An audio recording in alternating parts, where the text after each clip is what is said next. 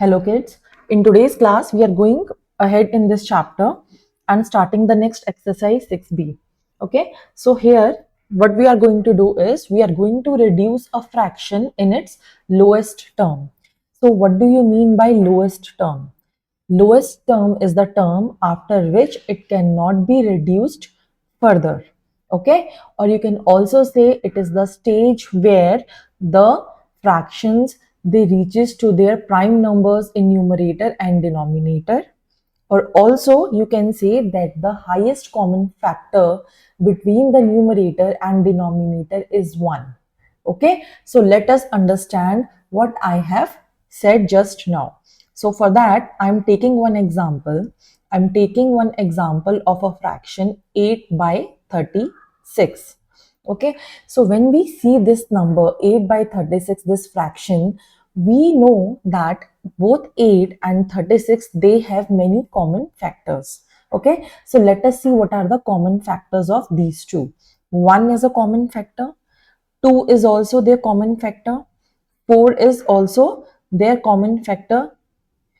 These three are the common factors of this number, right? Now what we have next here is if we want to reduce it to the lowest term. So what does that mean? That means we have to divide both the numerator and the denominator with their common factor in a way so that in the numerator and denominator we have the numbers which cannot be reduced further. Okay, so let us try to divide both the numerator and denominator with their common factor 4. So what I'm going to do here is I'm going to divide the numerator with 4 and I'm also going to divide the denominator with 4. So when we are doing this, we will get 4 into 2 is 8, right? When we divide this 8 with 4, we will get 2. Similarly, when we divide 36 with 4, we will get 9.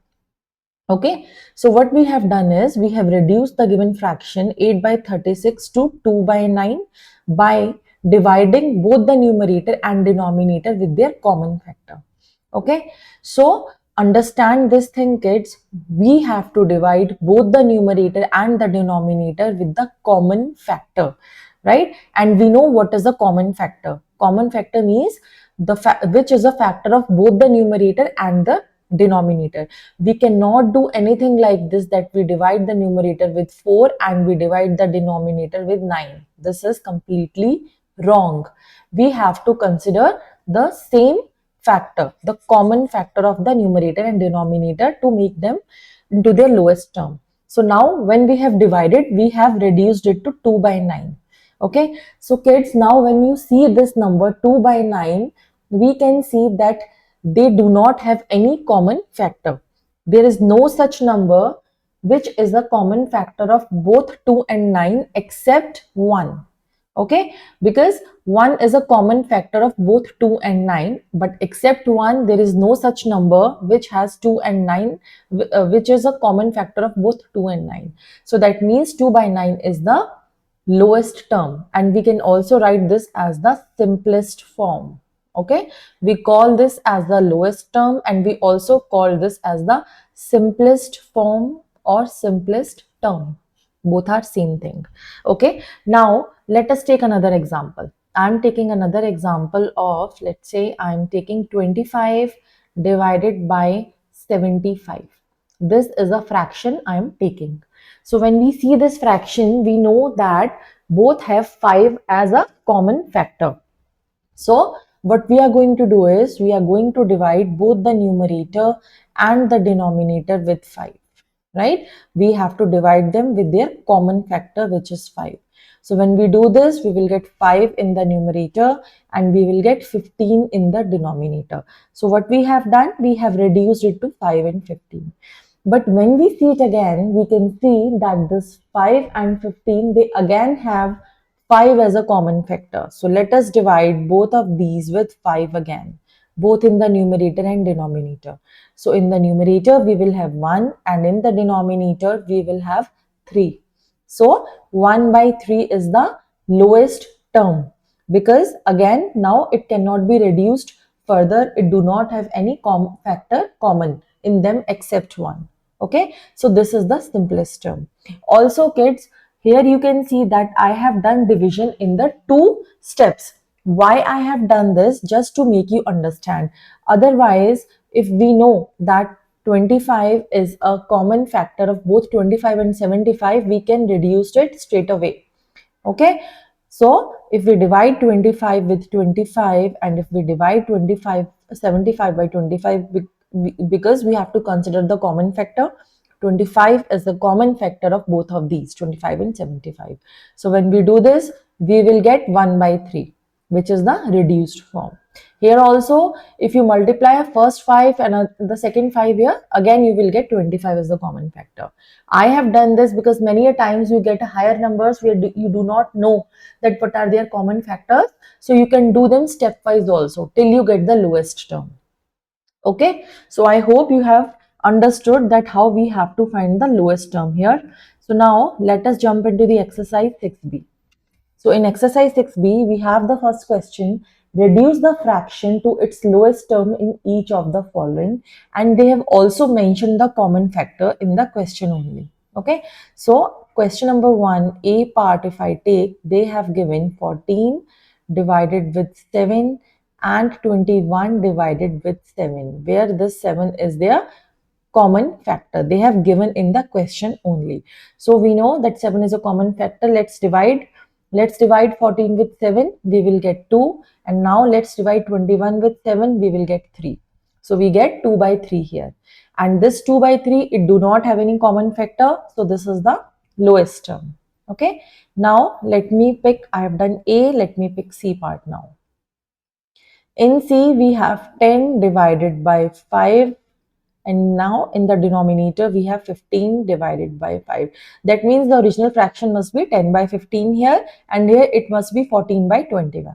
Okay, so let's divide 10 with 5. When we divide this, we will get 2 here, and again when we are going to divide this, we are going to get 3 here, because 5 into 3 gives us 15. Okay, and again it do not have any common factor, so this is the reduced lowest form. Now, let me take another question. Let me take E. In E, we have 18 divided by 9 given to us, and in the denominator, we have 27 divided by 9. So, 18 divided by 9 will give us 2. 27 divided by 9 will give us 3. Again, we are getting 2 by 3 here. Okay. So, this is how we have to do such questions. In these questions, the common factors are mentioned to us, but this is always not the case. Okay. Like in the question second, we will see how we have to do this. Here also, we are given with the fractions and we have to reduce it to the lowest form.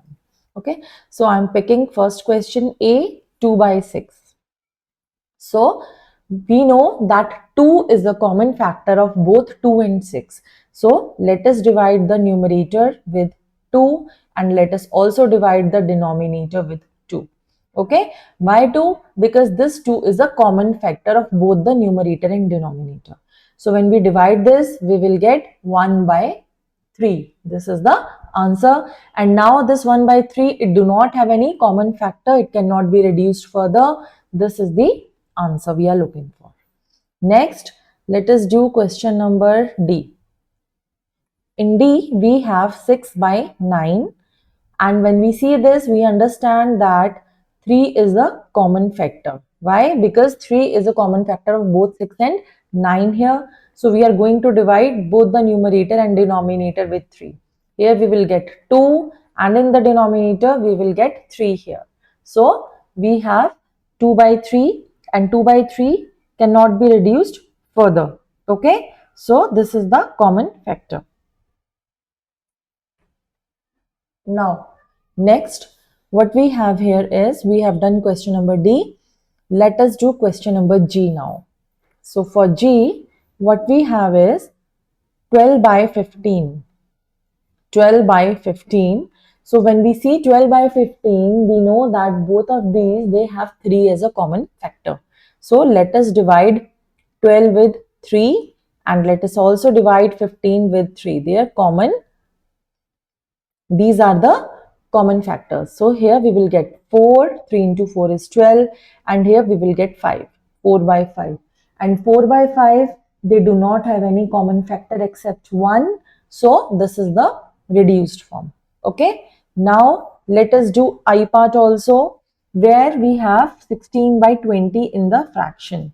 So kids, 16 by 20, both of them have 4 as the common factor, right? So what we are going to do is, we are going to divide both the numerator and denominator with 4. So here we will get 4, and in the denominator 20 divided by 4 will give us 5. So again, this is the lowest form.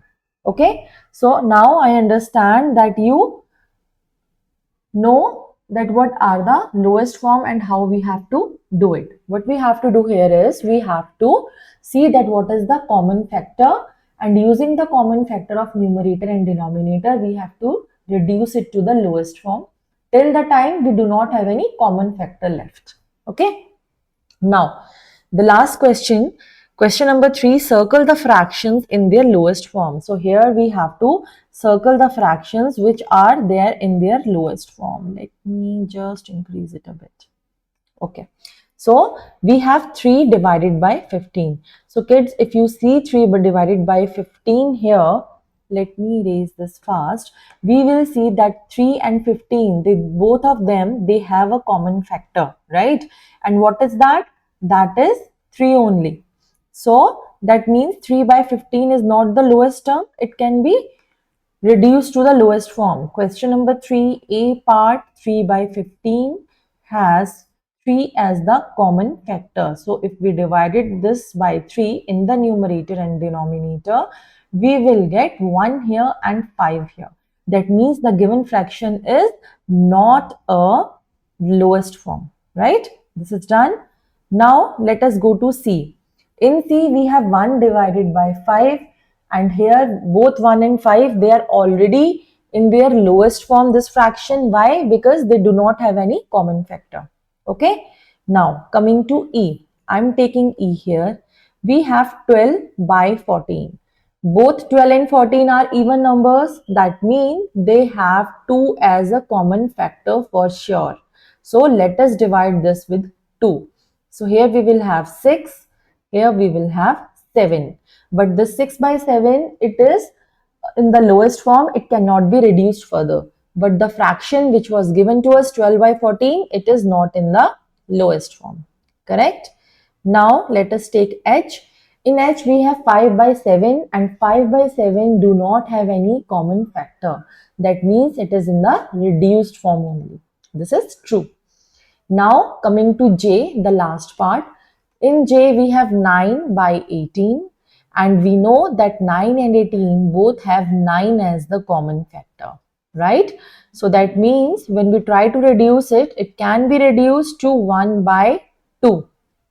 Okay, but this 1 by 2 further cannot be reduced. Okay, but the given fraction 9 by 18 is not in the lowest form because it can be reduced to 1 by 2.